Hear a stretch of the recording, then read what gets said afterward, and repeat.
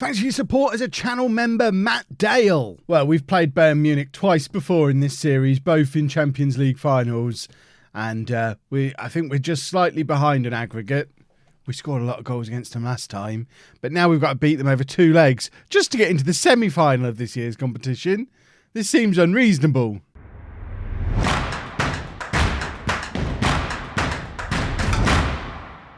Hello and welcome to part 228 of It's Coming Home. I'm Kev, and coming up on today's episode we have both legs of that Champions League quarter-final against Bayern Munich.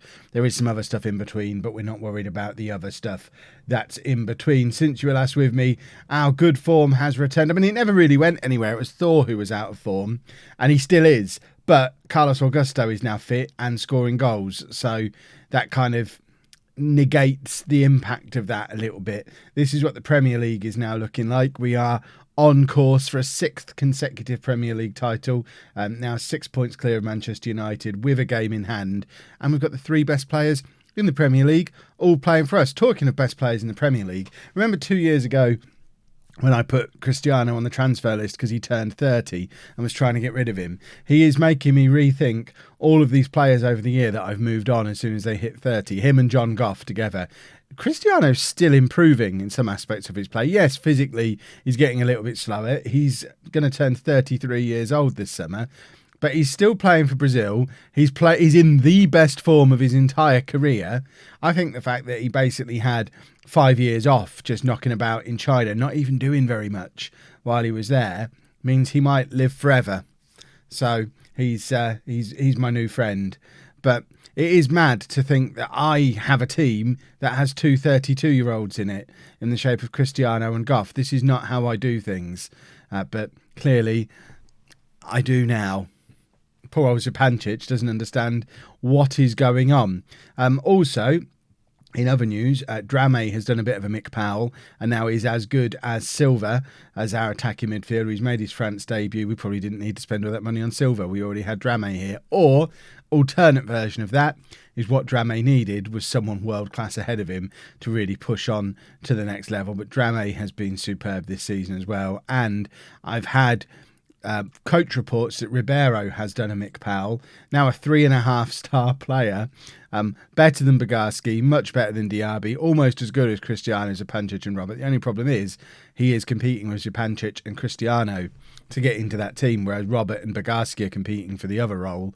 And I mean, Zupancic can't get in ahead of Cristiano at the moment. What hope has Ribeiro got of even sitting on the bench? But this is the team for the Bayern Munich game. We've got Powell in goal, a back four of Silvio, Juranovic, Lee and Meyer, Robert and Cristiano in midfield, Augusto, Silva and Goff behind Thor up front. Let's get into the game. Let's have a little sip of good luck coffee out of a Peterborough mug.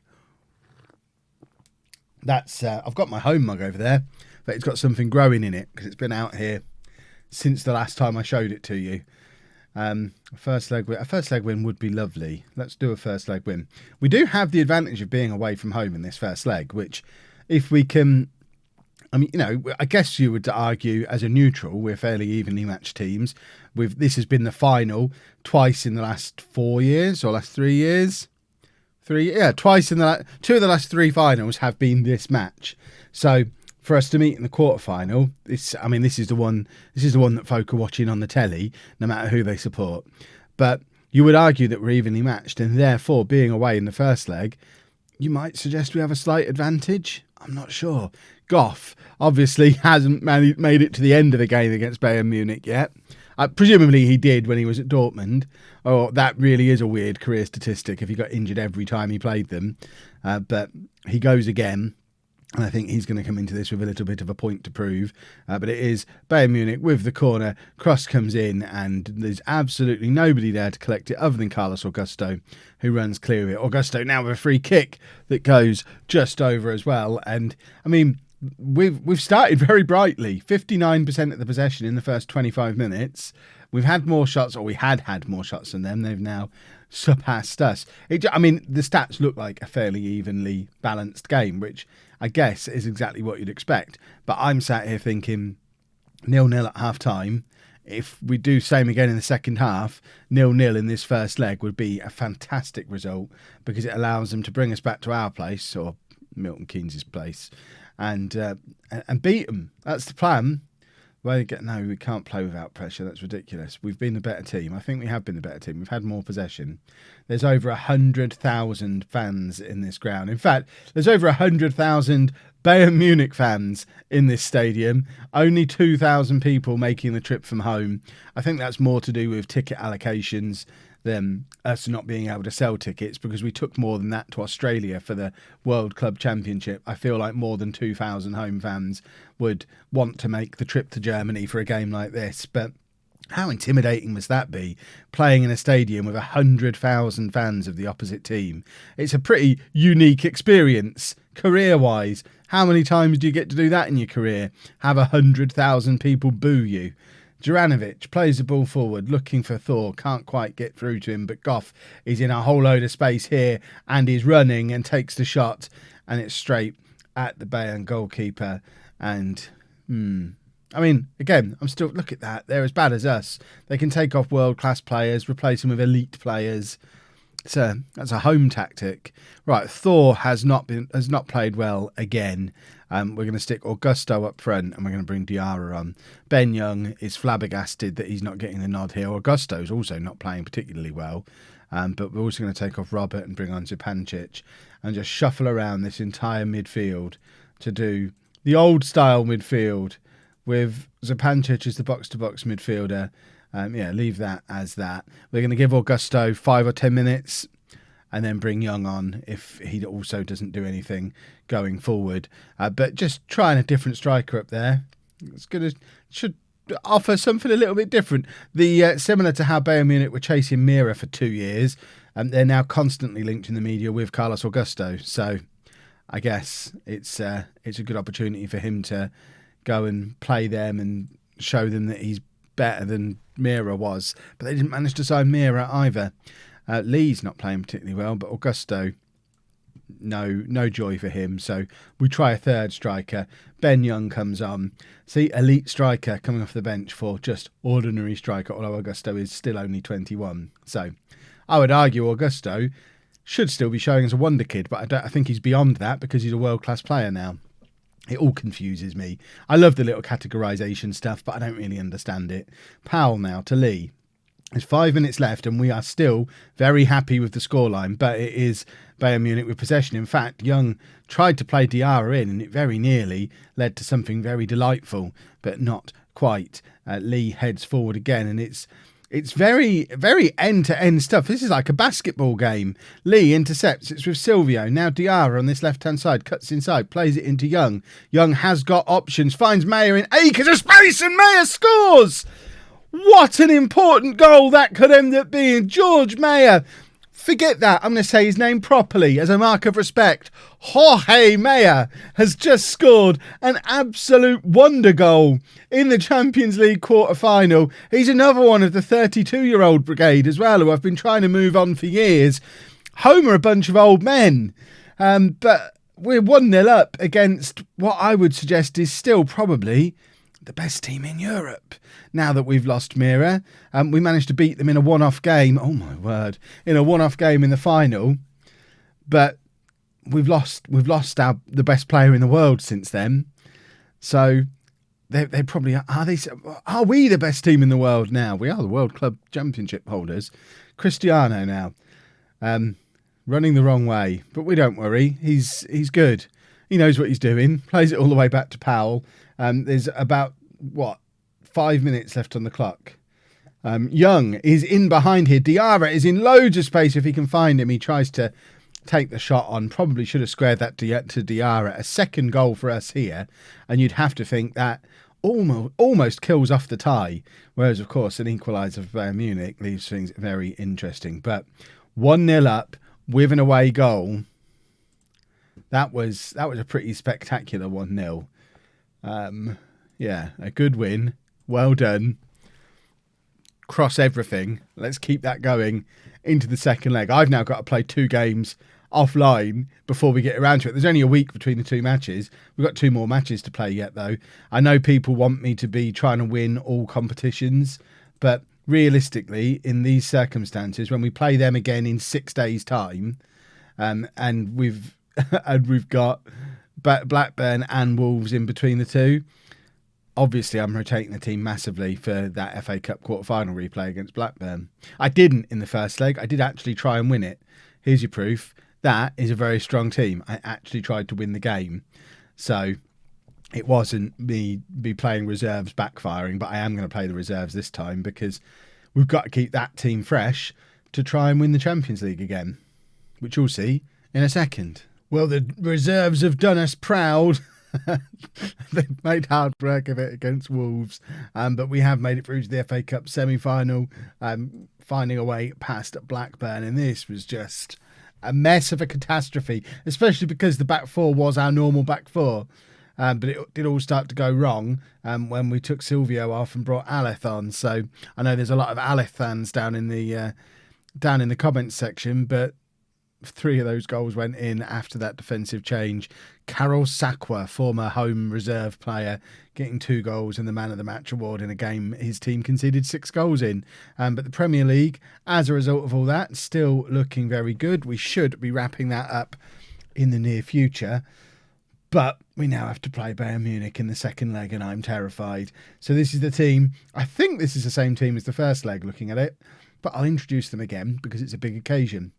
So Powell in goal, a back four of Silvio, Dranovic, Lee and Mayer, Cristiano and Robert in midfield, Augusto, Silva and Goff behind Thor up front. I just want to shuffle the bench around slightly because my stupid assistant manager never puts Diarra on the bench. And I need Diarra on the bench. I don't know who I can put him on the bench for. Mind looking at that. Oy. We've got too many good players. Hervé, I guess. If we get an injury to a centre-back, Robert's going to have to go back there. That's a massive call for a game like this. But I would say we're more likely to need Diarra to come on as a game changer than we are to have to change a centre-back. That's going to come back and bite me. Even saying that was a bad idea. The game is always listening. Oh, dear. Right. Submit, before I change my mind. Why is it in the final you get 12 subs, but all the way through you only get 7? It's silly. You should get 12 subs all the way through. Right. Let's get... carry on from where you finish off the last match. I hope that means the last match against this lot and not the last match against Blackburn, because the way we finished the last match was we conceded 3 goals in 12 minutes. So I don't want us to carry on doing that. Mayer with the corner tries to find Thor 4 heads just over. That would have been a lovely way to open up the second leg of this quarter-final. An early goal would be spectacular. An early goal for us. Let me clarify. An early goal for us. Excellent. Powell keeps hold of the cross and rolls it out to Lee. Are we building from the back, or is this just a weird highlight? It's Goff on the right-hand side, trying to beat his man, but instead cuts it into Silva, who chases forward, slots it into Augusto perfectly, but Augusto can only hit the post. It was a lovely pass from Silva, though. Lovely little, quite quick counter-attacking move there. I like it. I can get on board with that kind of thing. More of that, please. But just next time, let's finish it off. Silvio now with a throw.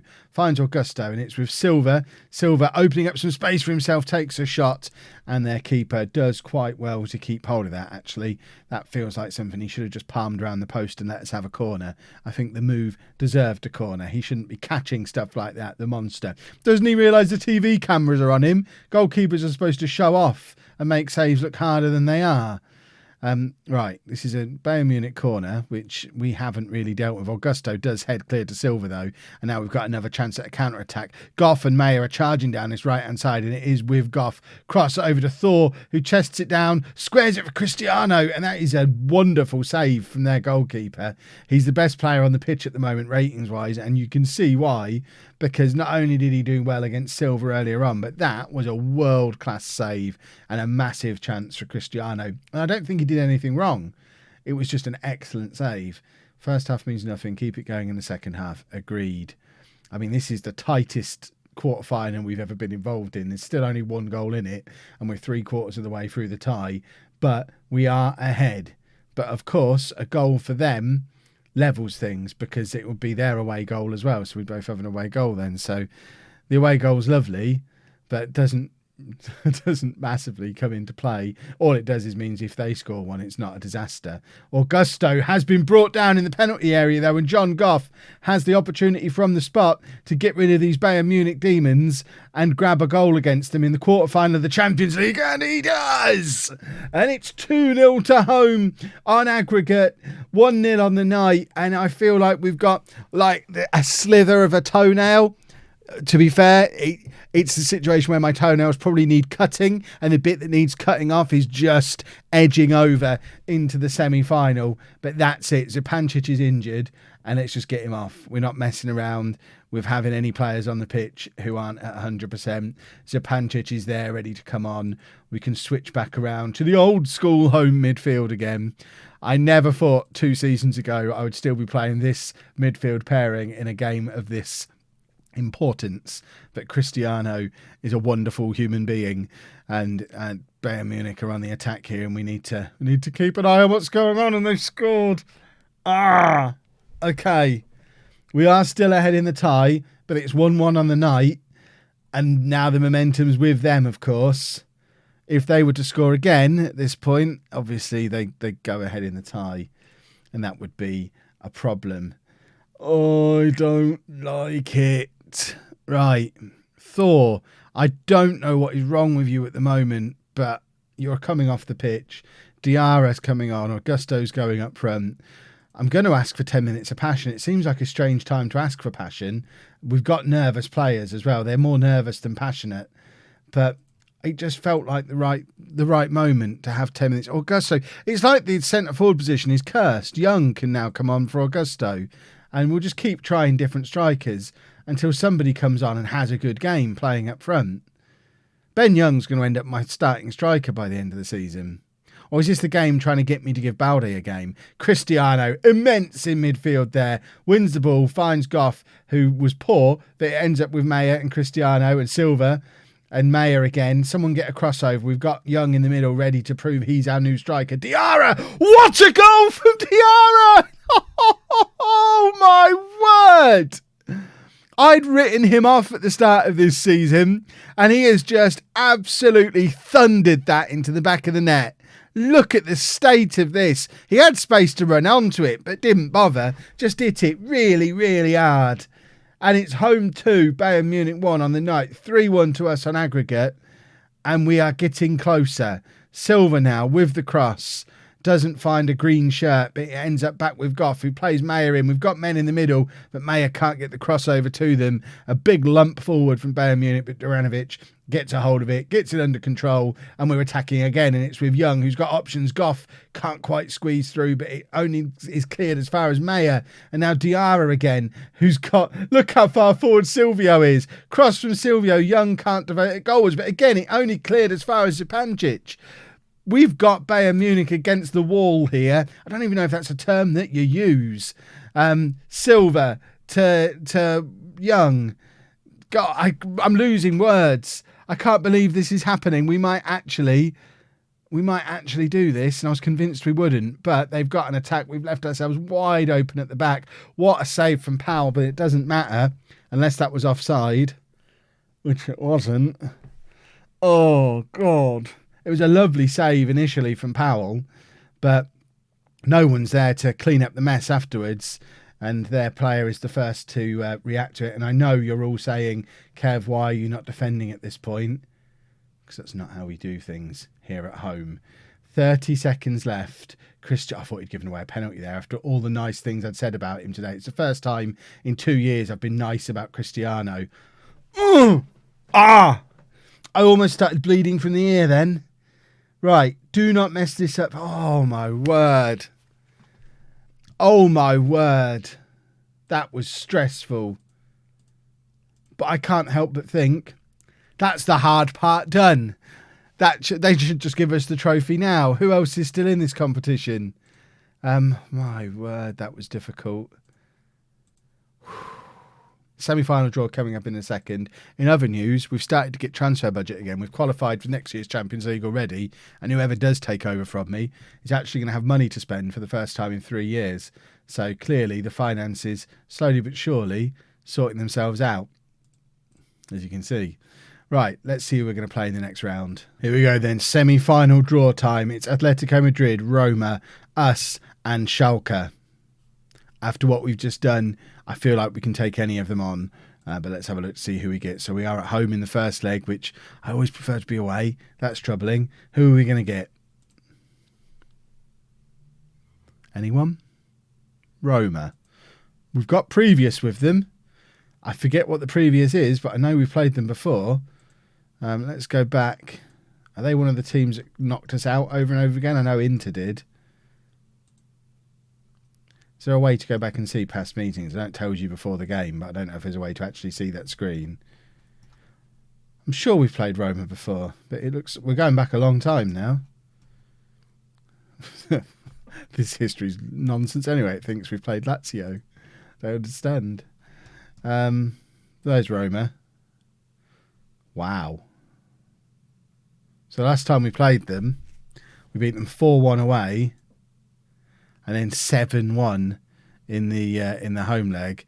That was in the first knockout round. So we have history with them, history of absolutely smashing them, and hopefully that history will continue.